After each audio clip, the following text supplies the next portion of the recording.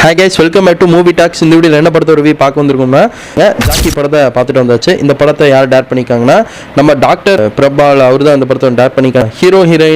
Heroine கூட தெரிஞ்சவங்க தான் அம்மு அபிராமி பண்ணியிருக்காங்க. அம்மு மீனா கேரக்டர்ல அவங்க நடிச்சிருக்கான்னு சொல்லாங்க. ஹீரோவோட கேரக்டர் வந்து பார்த்தீங்கன்னா ராமர்னு சொல்லி ஒரு கேரக்டர்ல உள்ள வராங்க. மூவியோட கேரக்டர் புதுமுகம் தான். அவங்க வந்து பார்த்தீங்கன்னா வில்லனோட கேரக்டர் வந்து பார்த்தீங்கன்னா கதிர் கேரக்டர்ல வராங்க. இவங்க 3 பேர்த்த வச்சுட்டு படம் மூவ் ஆகுது. காளின்னு ஒரு கேரக்டர், அதாவது கெடாயை வச்சு தான் இந்த படம் ஃபுல்லாக மூவ் பண்ணுறாங்க. மதுரையில் நடந்த ஒரு ஸ்போர்ட்ஸ் சண்டே வச்சு மூவ் பண்ணியிருக்காங்க.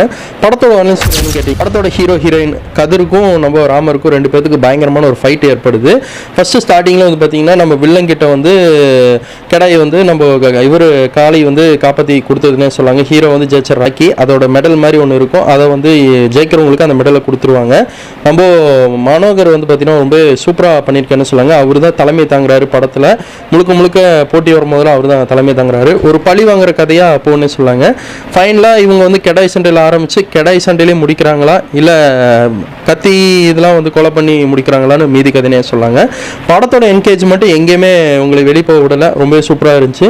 படத்தோட ஹீரோயின் நம்ம அம்மு அபிராமி மீனு கேரக்டரில் வரவங்க அவங்க உள்ளே வந்ததுக்கப்புறம் தான் படத்தோட இது வந்து சுவாரஸ்யம் கொஞ்சம் கம்மியாகிற மாதிரி தெரியுது. ஆனால் ரொம்பவே இவங்க வந்து எடிட்டிங்கில் சூப்பராக பண்ணியிருக்காங்க, இந்த ஒரு பாராட்டி ஆகணும்.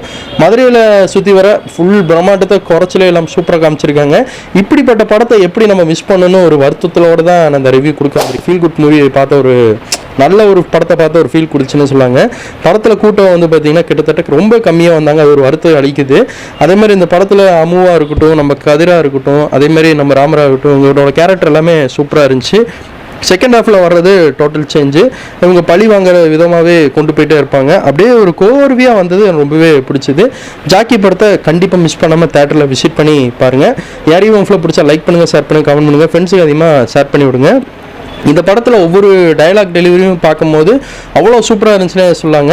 படத்தோட கேஸ்டிங் பொறுத்தளவு 2 பேருமே புதுமுகம் தான். ஹீரோவும் புதுமுகம், ஹீரோயினும் சரி நம்ம வில்லனும் புதுமுகம் தான். ஆனால் 2 பேர்த்தோட காம்போவும் இந்த படத்தில் வந்து நல்லாவே ஒர்க் அவுட் ஆகிருக்குன்னு தாங்க சொல்லணும். நான் கொடுக்க ஸ்டார் 5 out of 4.8 ஸ்டார் கொடுப்பேங்க.